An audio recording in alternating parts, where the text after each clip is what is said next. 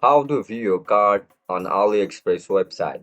Are you guys facing issues to view your cart on AliExpress website? If that's so, then this video might help you out. Without further ado, let's get started. First of all, open Chrome on your laptop or mobile devices. Once you open the Chrome, now search for AliExpress website.